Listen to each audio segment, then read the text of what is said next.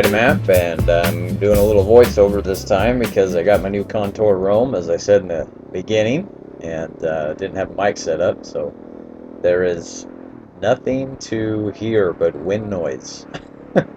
um, it's kind of interesting how I got set up with these guys on this trip. We ended up going to Tennessee. This is Paint Creek area, and we're going to take some back roads and through the forest and trees and head on over to North Carolina. But I got set up with these guys basically because I was a stalker.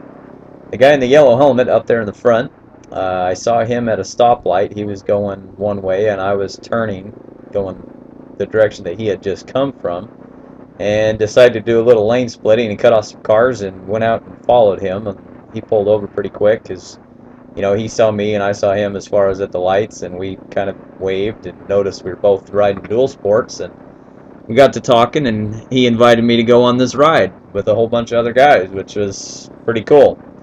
So I ended up just tagging along the next day, and he already had something all planned, and ended up getting with this group, and they were a great bunch of guys. But the funny part was, is he said, if you'd had a nice clean bike, I wouldn't have invited you. But my bike was nice and dirty from previous rides, and so he was like, yeah, he knows how to ride the dirt, so he took me along. So we end up following this creek, river thing for a while, and the scenery is very beautiful, but it doesn't change. So we're just gonna cut around, and we're gonna give you some highlights of this ride. We were on the road for quite some time, or not, we were on the trip for quite some time, and it was a lot of fun. And like I said, beautiful place, weather was perfect. As we transition here, we're now going on some gravel, and most of this ride was on either gravel roads or kind of Forest Service type roads. And there are 7 of us on this trip. There's the 2 in front of me are riding DR 350s, highly modified over time, I guess. They've just done different things to it. First one in the front's a kickstart, and the second one's got an electric start on it. I'm on a DRZ 400, and then there were 2 DR 650s. There was also another DRZ, and then there was one Yamaha that was in the back, and it was a 450F model that he had converted into a street bike. It was nice. You see why the Smoky Mountains get their name when you look off to the side on some of these side shots. You can see those clouds just hanging right over the tree canopies. Looks like everything is smoking. Very nice. As you can see, we're kind of climbing in altitude, and as we're going up and up and up, it doesn't feel like you're going up really that fast, but we are climbing, and we're really not that high, about 1,100, maybe 2,100 feet at one point. Maybe we get up into 3s by the time we get to the highest point. But the weather was so cool, and it kind of rained the night before, but it wasn't really bad as far as on us. It didn't rain. As we come to the first peak of our ride at Paint Mountain Trail, I'll tell you a little bit about the guys. There were 2 of us from here in Kingsport, Tennessee. There was one from Cincinnati. He was riding the DR 650. Another DRZ 400 was from North Carolina, and the guy on the Yamaha was from Missouri. And then another DR 650 was from Virginia, southwestern Virginia, I think. And the guy directly in front of me is on a borrowed DR 350, but he has his own DRZ 400 that he was doing something with the carburetor, so he ended up borrowing this bike. But he was from Ohio, I think, also. This is the first time that I had trouble this day.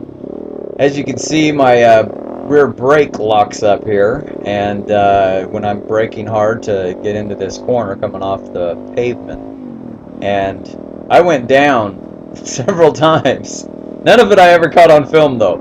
But having riding boots and only been wearing these boots for about 2 or 3 weeks and transitioning from pavement to dirt, different thing, gravel, and going fast and slowing down hard, I had a hard time and ended up fishtailing quite a bit and went down. I was pretty embarrassed because I'm riding with these all these cool guys for the first time, and they're all pretty experienced riders, and here I am, up in front of the pack, but I'm constantly, I fall down and nobody else did.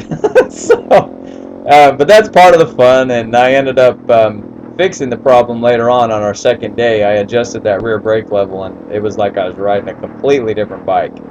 But that's what happens. You got to have your mechanics in order before your skills can improve.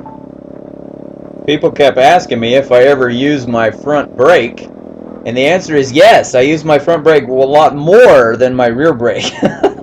But when I would get into a situation where I had to brake hard, I'd use both brakes, and just where that brake lever was on the rear, it was so high that I had no feel for it. I mean, if I was barely pressing, I would brake equally, but the back end would lock up, and the front just wasn't braking hard enough, and so I ended up fishtailing all over the place. But like I said, after I made the adjustment, I could brake normally. I had more feel, and it was so much better. So always make sure your levers are in the right place. I mentioned the Smoky Mountains. Well, this is what it looks like when you're in the smoke. It's nice and cool, first of all, but it's pretty neat. I mean, of course, it's just fog, but it's a nice, pretty area.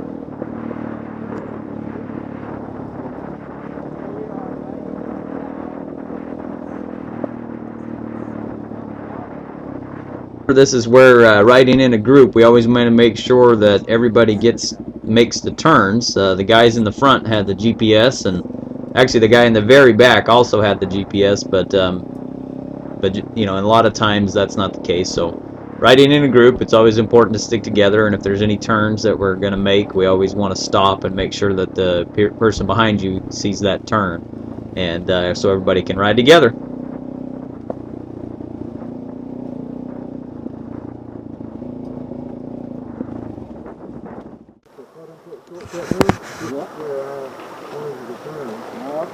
So you all missed it. I probably didn't have it marked right on the map.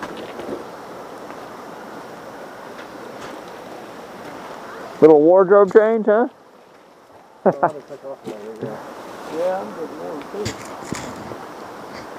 Hopefully we're done with the running for a while. It was slick a couple places. Yeah. You know, I crossed the median for getting that grasses off the side. That's what I couldn't figure out what it was. I about missed the turn. I was trying to get something on video, and I turned my head to get it in, and then next thing I know, we were turning. I heard your Thanks to these awesome guys, I get to add another point to my map.